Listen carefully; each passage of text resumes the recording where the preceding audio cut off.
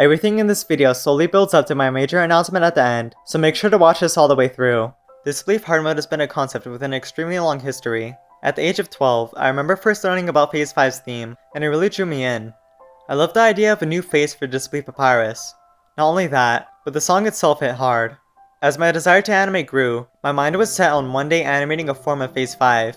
And so, in early 2020, I realized something. I could create my own Undertale animations using an editing app on my phone.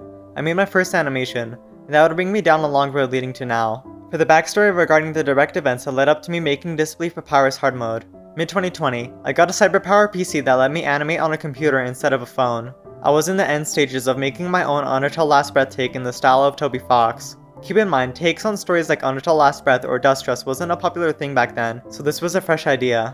However, when I was near the end of Phase 3, a power outage fried my computer and I lost everything. A while later, I got a powerful gaming laptop instead that let me animate again. As a big fan of Nelchabarren's music, I listened to the Disbelief Papyrus Hardmode OST a lot.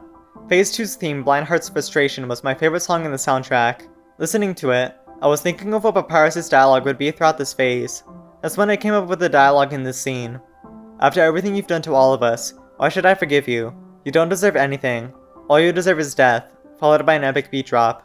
14-year-old me was enchanted by the idea of that scene being realized, so around May of 2021 I got to work. I began to animate Disbelief Hardmode, starting with Phase 2 as I had no plans yet to do the rest. It turned out to be extremely tiring for me. Also, I made this animation 60 frames per second instead of the normal 30 frames per second. I thought there wouldn't be that many problems until I realized all of the movements seemed off as a result, along with many other complications. Turning it back to 30 FPS gave me a lot of issues which would take a long time to fix. Around this time my motivation was at an all-time low too. I was already burnt out after working for a year straight, and a lot of other personal stuff happened to me. So after a month, I silently quit on Phase 2, eventually leaving the Undertale community and planning to delete my channel out of spite. Thankfully I didn't. My laptop had to be repaired and was reset, so by my knowledge Phase 2 was gone. I became an anime theory content creator instead. A long time later my motivation for animating slowly came back, as being a content creator for update videos didn't make me as happy as making animations did. In May of 2022, I checked out stuff in my room and found a USB. Somehow I forgot that before my laptop was reset, I had put a copy of my current progress for Phase 2 in this USB. With that, I simply decided that I would finish animating Phase 2. If you compare every phase of Disbelief Hardmode to Phase 2, it's clear that I had the most fun animating Phase 2. This was me starting with no burnout at all and working on my favorite song. The scene where Papyrus says, "All you deserve is death," went exactly like how I imagined it in my head. Near the end of May, I released Phase 2 by itself. As stated before, I had no plans to do the other phases yet. Instead, I worked on Disbelief Continued. If you don't know, Disbelief Continued was a silly idea I had since I was 13 brought to life. I used to be a what if Disbelief Papyrus had 10 phases kind of kid, and now that I was old enough, I decided I may as well make an animation meant to be ridiculous, but also with full effort depicting this very concept. When I was almost done with Disbelief Continued, I listened to Nicholas's take on a hard mode variant of Interstellar Retribution. At that point, my thoughts went back to Disbelief Hardmode. In December of 2022, I got to work on Phase 1.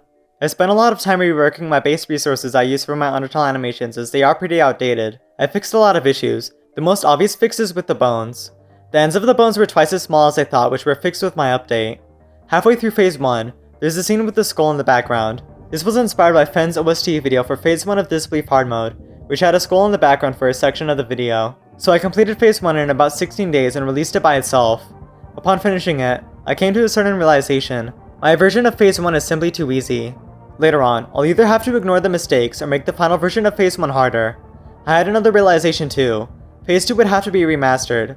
Keep in mind, Phase 2 is outdated by at least 6 months, and in that time my animation skills and knowledge improved drastically with Disbelief Continued.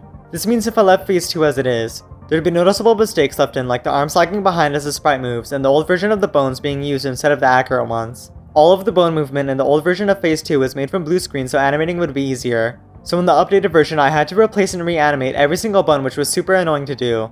I also had to fix Gaster blasters, as the green screen configuration they had gave them a noticeably bad outline. I decided to stop remastering Phase 2 and fix the other half of Phase 2 after doing Phase 3. Phase 3 is when the differences from me animating in the past to me animating now become clear. In the past, me being an anime theory content creator didn't require much effort or time out of my day to do so. But as I grew, more people counted on me to make anime content for them. so I found myself constantly having to put my animation to the side to do projects that had to be completed quick. Phase 3 was the most annoying phase I have ever had to animate. For context, I'm going to reveal how I make sprite animations. What's the most obvious difference between this head and this head? The pixel distortion. In Undertale's 640 by 480 resolution, all pixel art is distorted when rotated because the resolution isn't high enough for it to look normal as it rotates. I used Adobe Premiere Pro to animate, and I can't animate Undertale in 640 by 480 resolution because the video would look super blurry. I used a 1440 by 1080 resolution, which makes Papyrus' head look like this if I create the sprite animation inside Adobe Premiere Pro. To make it more accurate to Undertale, I used ClickTeam Fusion 2.5 and coded a sprite animation. Then I record the footage and import that directly into the animation. That's how I keep the sprite movement accurate throughout all my animations. Unfortunately, my knowledge on coding is limited. I had to figure out a way to make Papyrus' head do the rocking animation, and I couldn't. Error-Cezar made that animation for me, but I had to press a button to make the head rock. That means I had to perfectly time my button presses to make Papyrus' head rock on cue. Doing this right took me over 100 attempts. That's why his rocking animation looks so lackluster. It's an extremely scuffed movement compared to their original, but that was all I had. If you know more about Disbelief Hardmode, you know that most Hardmode Phase 3 takes have both arms raised with his head tilted up. People were upset that it didn't go this way. Looking at the head sprites though, nowadays I would have added it regardless, but you can understand why back then I decided to keep his head normal. I would have kept both of his arms raised too, but it looked weird without the tilted head. I inevitably just left his sprite normal. If it's not obvious by how low quality Phase 3 was, I had barely any fun at all making Phase 3. I had to make so many sprite animations for Papyrus and Sans. This is even worse knowing that coding sprite animations has always been because I have no other option. The Pennoink scene also physically hurt me to make. I didn't even bother with Undyne's sprite animation. I just recorded her sprite animation from the actual game and put it in. If you've noticed, Sans isn't bleeding like in their original animation. This is because of some lore fixes. Sans' jacket has a slash, but Papyrus' jacket is normal. If this is a fake Sans made by Papyrus, how did Papyrus know Sans died with a slash? In Disbelief Hardmode, I went according to the lore of Disbelief Papyrus revealed by Gaster and Disbelief Continued. Is Papyrus harnessing the power to bring memories to life through Gaster from within the depths of his soul? That's why you can see Gaster at the beginning of Phase 3. But what about Undyne? Wouldn't she be in her normal form? That's why I added this scene at the beginning where you can see Undyne's death. The focus is specifically on the fact that Alphys and Papyrus saw Undyne die. That's why Undyne is in her undying form in Phase 3. For the Undyne attack in Phase 3, there's a reason why I made it so hard. My animation has a big contrast to the original Disbelief Papyrus. There's lots of unfair attacks in the original version, and I didn't want to lower the realism of my animation just to make it even more unbalanced compared to the original. Therefore, all the attacks throughout Disbelief Hardmode are mostly balanced but are still harder than the original in terms of raw difficulty. People say Hardmode still looks easier because of the fairness, despite Hardmode being harder in general. I made this scene look impossibly hard just to make sure nobody would say Phase 3 is easier. Undyne's sprite animation speeds up when her attack begins. This is actually a reference to Mr. Kazi's popular Disbelief Hardmode OST, where Undyne's sprite animation speeds up at the beat drop. I changed the way Papyrus' memories disappear. The normal Disbelief Papyrus has them slide off screen. I always saw this as jarring, so I wanted to make their disappearance feel more final. I decided to have them glitch out as their final act. Past this point is a major divergence from their original. Instead of immediately giving in, he keeps on fighting because he doesn't want his efforts to go to waste. But as he continues to fight, his inner conflict reaches a boiling point. Phase 3 finally ends. Again, Phase 3 absolutely sucked to make. A big issue with Hardmode Phase 3 is the music. It's not obvious, but Hardmode's Phase 3 music is 25% faster than a normal Phase 3 theme. I always had some extra time for the viewer to process the dialogue before it continues, but even their original Phase 3 was too fast paced for that. In Hardmode Phase 3, I had to alter a lot of dialogue to fix the pacing issue. In general though, the biggest demotivator was the lag. Keep in mind, all the sprite animations are just footage, so animating with all of the sprite animations together caused a lot of lag and crashing. After 3 months, I released Phase 3 on April of 2023. In the end, Phase 3 was realistically as good as I could have had it. Unfortunately, due to my raw limitations at the time, I couldn't make it as good as I wanted to. After Phase 3, I began to remaster the second half of Phase 2. After 75% of Phase 2 is remastered, I decided to move on to Phase 4 and fix the rest after. Phase 4 was a generally calm animation to make. It's quite boring as there's no major differences except for the alternate endings. Since the amount of time-sensitive videos I had to make only grew, I found myself having to delay my Phase 4 video constantly. I even spent some time making a theory video about Adulterer in AU. I took some extra time to animate a Mercy ending for Phase 4. After almost 4 months, I released a Phase 4 video. I was very happy at this point, because now I had no obligation to do any more Disbelief Hardmode content if I lost my motivation. That's because even though the fight ending is the true ending to Disbelief Hardmode, Phase 4's Mercy ending somewhat counts as an ending to the story. As in, if I couldn't bring myself to finish everything else, I could just leave with what I gave, because Disbelief Hardmode was technically already completed with the Mercy ending. After a couple of months spent doing other things, I finished fixing almost all of Phase 2. However, I wouldn't start Phase 5 until much later. Why? Because I had actually gotten to be part of the team related to the Deltarune AU I made this theory video for. I animated the majority of Chapter 3's first gameplay video. It included things like advanced overworld mechanics and my first Deltarune battle animation, which was extremely time consuming to make. When I was finally done with that animation, I finally set my sights back on Phase 5. Phase 5 has a lot more history than you think. As I said before, I started animating on my phone in early 2020. The first variant of Phase 5 was made in August of 2020. It was a standalone video continuing the fight after Phase 4, and also the first hints of my plan to make Disbelief Continued. Disbelief Continued's 2022 version of Phase 5 uses a similar layout as the 2020 version. It ends the same way, with Papyrus suddenly being attacked mid-battle and dying. There's a comparison video for each Phase 5 variant on my channel. Now, it was almost time for me to make the 2024 version of Phase 5 in Disbelief Hardmode. While I made each phase, I always considered that I might just start the full video at the beginning of the battle without any intro. Eventually, I decided to force myself to make a full prologue anyway, so I started by making the intro dialogue sequence before finally moving on to Phase 5. Disbelief Hardmode's Phase 5 is extremely special to me. It's the culmination of every era of me as a content creator. My 2020 mobile early animation era, my 2022 revival animation era, and my 2024 struggle era, after everything I've been through. But there's a message I wanted to send with Phase 5 that I felt like I can never truly show up until now. You can tell the quality difference between Hardmode Phase 5 and the other variants just by the intro. Instead of Phase 5 starting with your turn, it starts with Papyrus' turn and is twice as long. In the older variants, Papyrus is holding up a bone while looking away. I realize this doesn't actually fit, because the bone is basically useless. It's not used for blocking or anything else. That's why I made Papyrus have the same pose as the vanilla Disbelief Papyrus Phase 1 pose. It fits not only because it looks cool, but because Phase 5 in many ways is a parallel to Phase 1. The big difference is that it's Papyrus at the peak of his development as a character. That's a part of the big message I wanted to send with Phase 5's concept.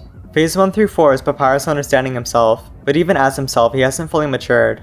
The old variants of Phase 5 showed his growth in a different way. Papyrus forces himself to not give up and fight you, eventually becoming serious in the last attack. The final attack of Phase 5 is what's the most changed.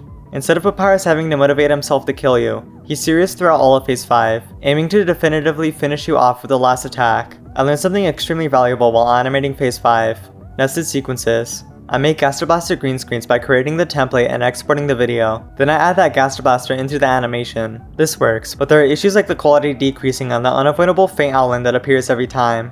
Nested sequences made this process way easier for me. Instead of using green screens, I can turn the template into a nested sequence and paste that directly into the animation without having to do anything else. This means not only is it in perfect quality, but the nested sequence is transparent, meaning I no longer had to use green screens. No longer did I have to worry about the faint outline. In the older variants, Papyrus' attack starts out at 20 damage but later goes down to 10. In Disbelief Hardmode, not only are the attacks significantly harder, but the damage only goes down to 15. Since I ran out of ideas, Disbelief Continued's version of Phase 5 actually cut out a section of the song to make the last attack end quicker. I wanted Hardmode's ending to be memorable, so I made sure the special attack was just about as cool as I wanted it to be. Animating this part wasn't as bad as I thought it was, but making sure everything here was coordinated right was tricky. For Papyrus' death, I decided he wouldn't bleed like the other variants because it's more likely he doesn't do that. With that, all of the parts I was worried about making was dealt with. I started to make the opening cinematic. In the original animation, the opening cinematic only used part of the song and then used Megalovania. I found the switch between those two songs strange, so I wanted to avoid doing that in my animation. My version turned out to be way better than I imagined it in my head. Unlike the original, this version of the opening uses the full version of the song, and it shows Alphys and Papyrus witnessing Undyne die. My old method of putting everything together for the full animation was exporting each phase separately and adding them all together, then exporting the animation again as the final version. This was a good idea, but it did come with compression issues. For Disbelief Hardmode, I found out something that would make putting each phase together way more efficient. I can turn the entirety of each phase into a nested sequence and put them together. This way there would be barely any compression issues after. I made a to-do list of everything I wanted to fix with the animation before I released it. Here's the most important fixes. Phase 1 got a massive buff. I realized that Phase 2 starts at 92 HP but Phase 1 ends at 62 HP, so I added an extra scene for healing.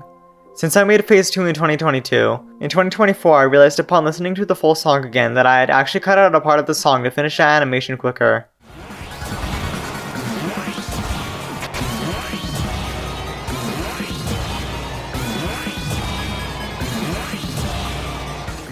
To complete the song, I added this new section into Phase 2, finishing the remaster of Phase 2 entirely.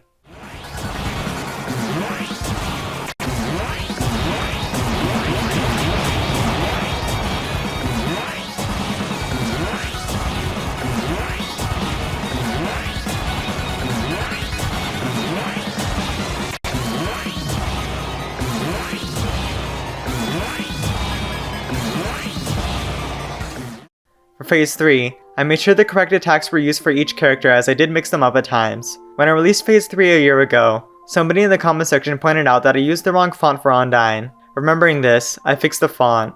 After doing the credits, all I had to do was revise and fix the small mistakes and I was done. May of 2021 was when I first started work on Phase 2, and roughly 3 years later on May 18th, 2024, Disbelief Hardmode officially released.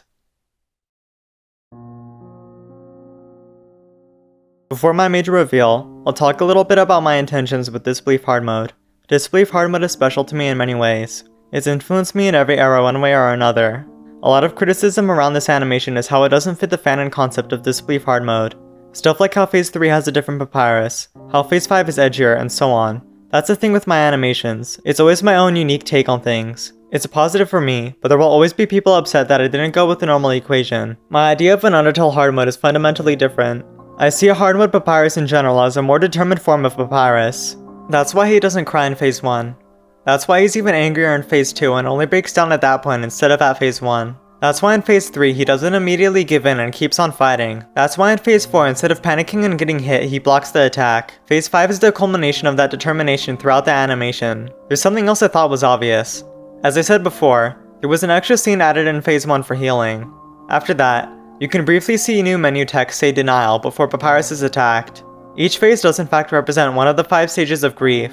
Phase 1 is denial, which was also hinted at in the promotional images. Phase 2 is obviously anger, which was also hinted at in the promotional images. Phase 3 is bargaining. Phase 4 is depression, which is made clear by how hopeless Papyrus looks. Phase 5 is acceptance. It's him accepting himself and his role in finishing off the human. I have a very distinct animation style that's almost completely accurate to the original game. Adobe Premiere Pro is good, but its raw limitations made me unable to perfectly make this animation how I wanted it. No matter what you do, there will always be some dissatisfaction with an element of your creation. Reaching quote-unquote perfection in my animations was my mindset for a long time. After animating for so long though, I realize now that it's a dumb mindset. Your idea of perfection evolves as you improve. A long time ago I thought I've reached my peak in terms of skill only to break that barrier multiple times over. That's also clear with my major announcement at the end of the video. Because your idea of perfection evolves as you improve, even if you were able to make your product perfect. A while later that perfect product would have still aged really poorly. Still knowing that, it didn't help my worries with how I felt about the quality of the animation. Something important to know if you want to be popular like me is that people are inevitably going to say exactly what you don't want to hear. Oftentimes it'll be even more exaggerated than you could possibly imagine. Despite that, it doesn't mean you can't accept the flaws. Even though I see some fundamentally bad parts of my animation and others are eager to point them out too, I still appreciate my Disbelief Hardmode for what it is. For me, the most important part of my work is the emotional significance it has to me. With my limits at the time, I did all I realistically could with Disbelief Hardmode and I've accepted that. There's a new Disbelief Hardmode take by Dem, an animation made in Adobe After Effects. It directly follows the expected formula of Disbelief Hardmode and doesn't have the limits my animation does. Our sprites both have the same creator, TAD7. These sprites were created at the time I asked them for the sprites all those years ago, so I honestly have no idea why I was given an outdated lesser version. Artwork has always been a major limit for me in every way. Adobe After Effects sucks to use but would ultimately be way more powerful for future animations. On a fundamental level I think it's too different to be compared as the intentions and style are completely different. But regardless, I don't think that's going to stop people from arguing about which take is better. Obviously, I don't own Disbelief Hardmode, just like I don't have ownership over Revenge the Unseen ending. If you make a take on a concept, for example Dust Trust, Revenge, a Delta and Future Chapters take, Undertale Last Breath and so on, don't think you have any chances of scoring a definitive version. Chances are your take will inevitably be outdated and someone will make a better version. That's something everybody should accept on some level. Limits has always been a big part of each era. 2020's mobile era had my mobile phone as an obvious limit. The 2022 era had my inexperience as the limit. The struggle era had my life and software as a limit, but as Disbelief Hardmode puts a close to that era, what do I have now? After completing Disbelief Hardmode, I finally had the time to learn After Effects. After Effects was a pain to learn, but now almost all of my software limits are irrelevant. After Effects lets you animate at the correct 640 by 480 resolution and upscale that to 4K. That means I can animate at hyper-realistic levels since Undertale uses that 640 by 480 resolution. I no longer have to code sprite animations in ClickTeam. I can just make them in After Effects and they'll still have the same authentic pixel distortion. Premiere Pro's nested sequences feature is buggy, but After Effects has a replacement for that called Compositions, which is super easy to use. I no longer have to worry about sprites being blurry, as upscaled animations in After Effects have perfect pixels.